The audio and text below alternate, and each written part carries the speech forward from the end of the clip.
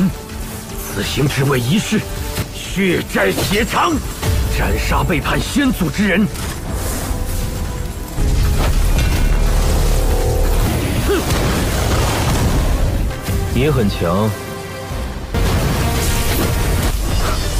别点头了。舍驾到，正月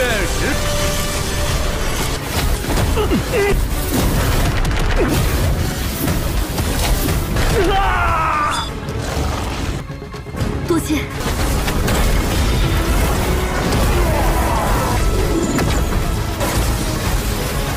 真可以养魂。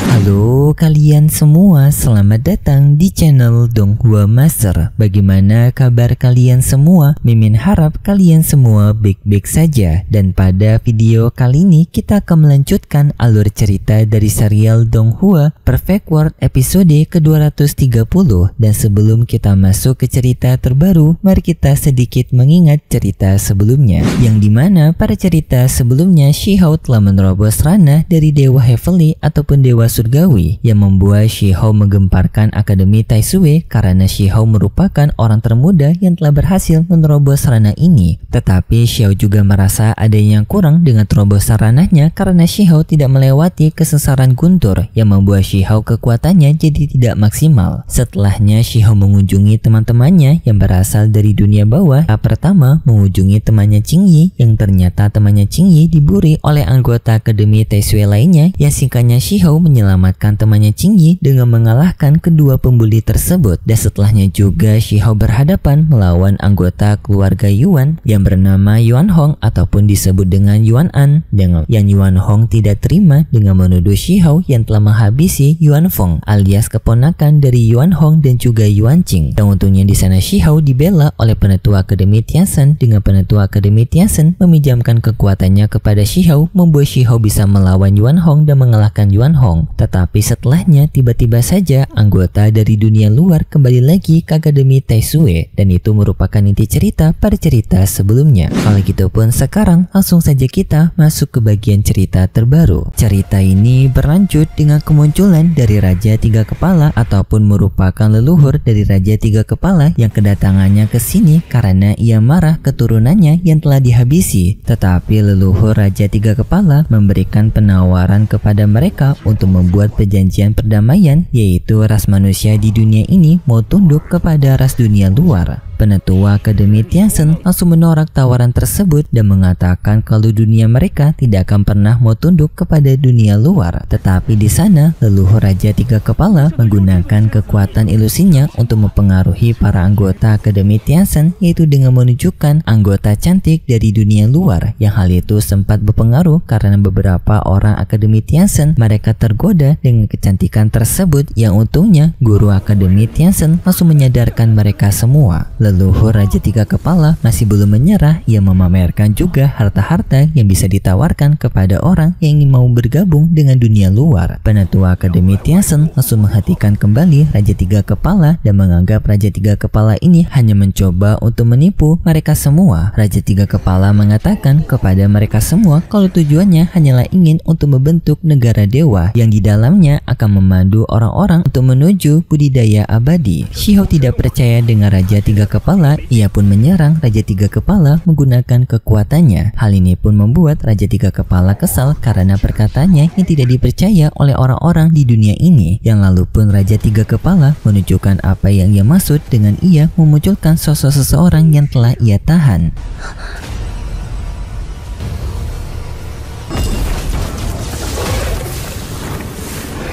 Mengatakan bahwasanya ini merupakan jalan budidaya abadi yang ia maksud, yang di sana ia pun menghajar orang tersebut, membuat orang-orang dari Akademi Tianzhen kebingungan apa yang sedang dilakukan oleh Raja Tiga Kepala dan mengapa Raja Tiga Kepala menghajar anggotanya sendiri. Tetapi di saat itu penetua Akademi Tianzhen bisa melihat bahwasanya orang yang dihajar oleh Raja Tiga Kepala mengeluarkan darah berwarna emas, yang membuat mereka seketika menyadari bahwasanya itu bukanlah anggota dunia luar melainkan anggota anggota dunia mereka yang berasal dari ras penjaga, dan orang ini bernama Du Guyu. Penatua Akademi Tianzhen menjelaskan kalau ras penjaga merupakan ras yang telah mengorbankan diri mereka secara heroik untuk menyelamatkan dunia mereka, dan di sini tak menyangka Raja Tiga Kepala memiliki anggota dari ras penjaga, yaitu si Du Guyu ini. Tetapi Raja Tiga Kepala mengatakan bahwasanya darah emas yang dimiliki oleh Du Guyu merupakan sebuah ilusi yang nantinya ras penjaga akan mengeluarkan sebuah darah hitam yang akan menunjukkan kepada semua orang bahwasanya ras penjaga yang mereka maksud merupakan penghancur yang sebenarnya. Para penatua Akademi Tianzhen tidak percaya dengan perkataan Raja Tiga Kepala, dan mereka menuduh Raja Tiga Kepala hanya mencoba untuk menyebarkan informasi palsu agar mereka memusuhi ras penjaga. Tetapi Raja Tiga Kepala tidak masalah dengan mereka yang tidak percaya, karena Raja Tiga Kepala menganggap mereka nantinya akan percaya sendiri, dan Raja Tiga Kepala akan tetap membuka tawarannya kepada anggota dunia ini untuk mau bekerja sama dengan pihaknya. Penatua Akademi Tianzhen semakin kesal dengan Raja Tiga Kepala yang lalu pun para penatua Akademi Tianzhen mengusir Raja Tiga Kepala dengan mereka menggunakan harta warisan Akademi Tianzhen untuk mengembalikan Raja Tiga Kepala ke dunia luar, yang singkatnya hal tersebut berhasil.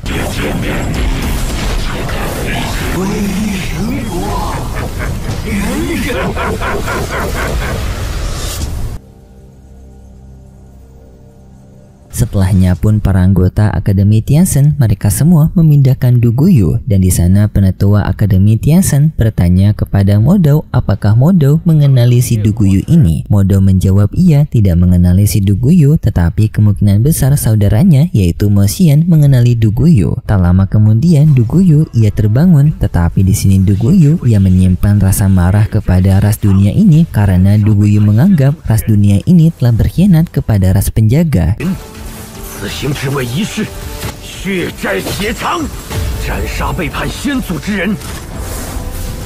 Du Guyu telah mendapatkan penjelasan dari dunia luar bahwasanya ras penjaga miliknya telah dikhianati oleh ras dunia ini, yang padahal dulu ras penjaga telah berjuang untuk dunia ini pada era peperangan kuno. Tetapi setelah pertempuran tersebut, ras penjaga malah dihabisi oleh dunia ini, dan setelahnya ras penjaga diselamatkan oleh ras dunia luar, yang setelahnya pun membuat Du Guyu seperti sekarang, yaitu berada di pihak dari dunia luar. Tetapi penatua Akademi Tianzhen mencurigai bahwasanya di sini Du Guyu telah ditipu oleh dunia luar dengan cerita yang dibuat-buat oleh dunia luar untuk membuat persisihan antara ras penjaga dan juga ras dunia ini. Du Guyu menjawab ras penjaga memiliki keturunan dari darah emas, yang dimana darah emas ini mengandung memori dari leluhur mereka yang membuat memori itu selalu terjaga, yang artinya memang ras penjaga telah dikhianati oleh ras dunia ini. Penatua Akademi Tianzhen membenarkan hal tersebut, tetapi hal itu merupakan tindakan dulu yang dilakukan oleh para pengkhianat dari dunia ini juga, dan era tersebut telah berlalu, yang juga para pengkhianat itu juga telah tidak ada lagi di dunia ini. Dan penatua Akademi Tianzhen bertanya kepada ras penjaga apakah ras penjaga akan mau untuk bekerja sama kembali dengan ras dunia ini untuk melawan ras dunia luar. Du Guyu menjawab dirinya tidak memiliki urusan untuk mencampuri masalah kedua belah pihak, dirinya hanya ingin untuk menuntut balas dendam, dan juga di sini Du Guyu tidak yakin para ras dunia ini akan bisa menghadapi dunia luar. Penatua Akademi Tianzhen langsung melihat ke arah Shihao, dan di sana mereka menjelaskan bahwasanya sekarang adanya bibit unggulan dari Akademi Tianzhen yang mereka menganggap bibit unggulan ini akan bisa membantu mereka memenangkan pertempuran melawan dunia luar. Du Guyu tidak percaya, dan setelahnya pun mereka melakukan pertarungan antara murid Akademi Tianzhen melawan Du Guyu untuk membuktikan apakah adanya bibit unggul jenius dari murid Akademi Tianzhen. Yang di sana Du Guyu memulai pertarungan dengan ia menantang Xuan Kun bertarung. Xuan Kun menerima tantangan tersebut, ia pun maju melawan Du Guyu, yang dalam pertarungan itu ternyata Du Guyu mampu untuk bisa mengalahkan Xuan Kun dengan mudah, bahkan bisa memberikan luka kritis kepada Xuan Kun.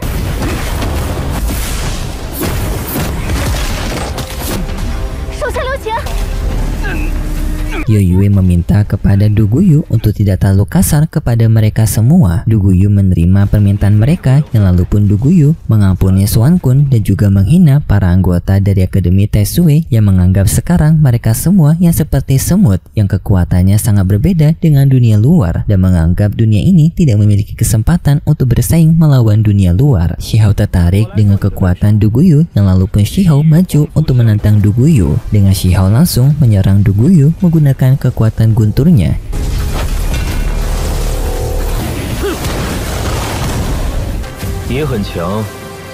Yang tetapi serangan Shihao dapat dihentikan oleh Duguyu, dan di sana juga Duguyu memuji Shihao karena ia merasakan kekuatan Shihao yang lebih kuat dari para murid lainnya. Yang lalu pun Shihao melanjutkan pertarungan menggunakan kekuatan dari dunia langit dan bumi dan juga mengeluarkan bayangan raksasanya Shihao. Yang setelahnya Shihao menyerang Duguyu menggunakan kekuatan gunturnya yang serangan itu dapat memberikan luka kepada Duguyu.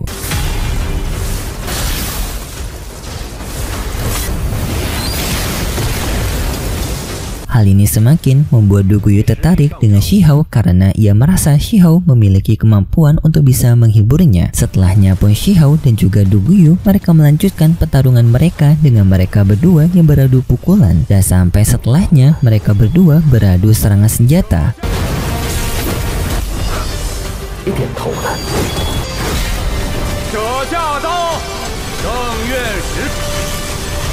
Tetapi di tengah pertarungan itu tiba-tiba saja adanya dua anggota dari orang Akademi Suci yang datang mengganggu pertarungan mereka. Yang ternyata di sana Yuan Hong, yaitu orang pada episode sebelumnya yang telah Shihao hajar. Kini Yuan Hong telah kembali bersama dengan utusan dari Akademi Suci untuk memberikan pelajaran kepada Shihao. Shihao pun merasa jengkel karena Yuan Hong ini yang ternyata ia masih belum menyerah untuk membuat gara-gara dengan dirinya. Yang di sana juga Yuan Hong memberitahu kepada utusan Akademi Suci bahwasannya Shihao lah yang telah mengajar dirinya sambil menunjuk kepada Shihao. Tetapi di sana Shihao langsung maju menghajar Yuan Hong, yang di sini juga tak disangka Duguyu membantu Shihao yang sampai membuat Yuan Hong mengalami luka akibat serangan gabungan Shihao dan juga Duguyu. Utusan dari Akademi Suci marah kepada mereka berdua karena dirinya merasa tidak dihormati sebagai utusan Akademi Suci. Tetapi Shihao dan juga Duguyu mereka berdua tidak peduli, dan malah di sini mereka berdua bekerja sama untuk menghajar si utusan Akademi Suci yang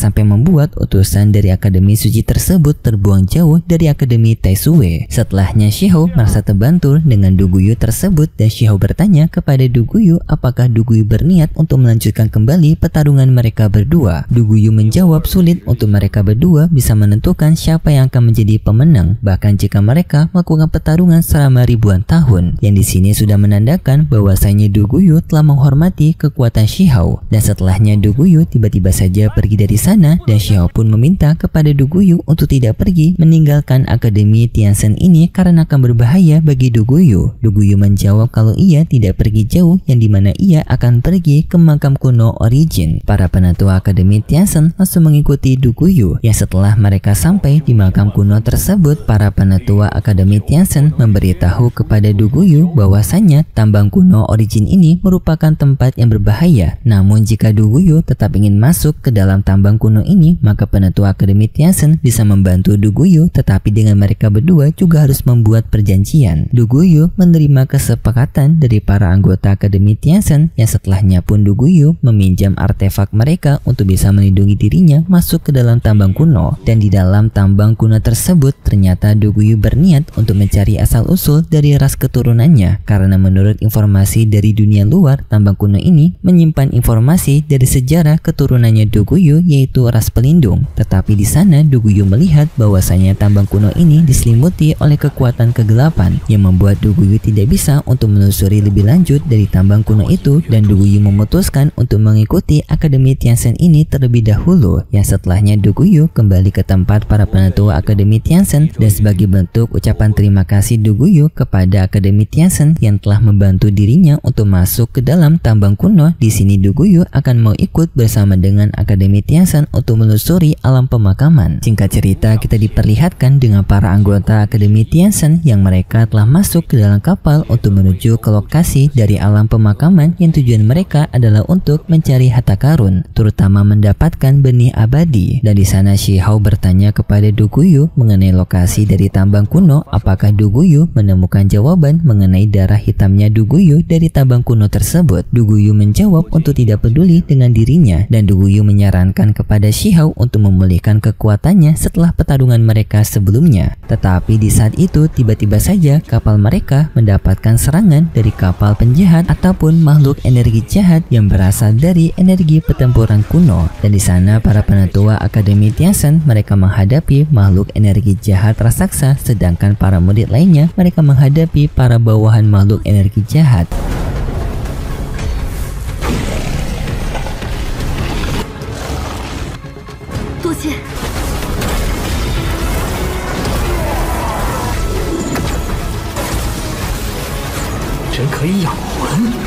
Dan di sana Shi Hao berhasil untuk menghancurkan salah satu dari makhluk energi jahat. Dan setelah Shi Hao mengalahkan makhluk energi itu, tiba-tiba saja tubuh dari makhluk energi itu masuk ke dalam tubuh Shi Hao, dan Shi Hao merasakan kekuatan jiwanya yang semakin meningkat. Dan di sini Shi Hao pun menyadari bahwasanya para makhluk energi jahat ini setelah mereka kalahkan dapat berubah menjadi energi yang dapat meningkatkan kekuatan mereka. Tetapi sayangnya setelah itu ceritanya bersambung, dan kita akan melanjutkannya lagi cerita ini di minggu depan besok. Dan seperti biasa, Mimin mengingatkan kalau cerita ini merupakan dongeng fiksi yang hanya bertujuan sebagai penghibur saja, yang berasal dari karangan novel. Dan terima kasih buat kalian semua yang sudah menonton video ini sampai akhir. Jika kalian suka dengan video kali ini, bisa beri like serta subscribe, dan sampai jumpa di video selanjutnya. See ya!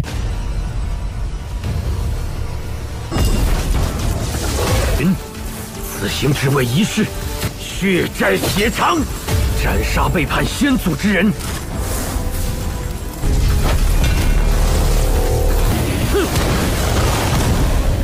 你很强。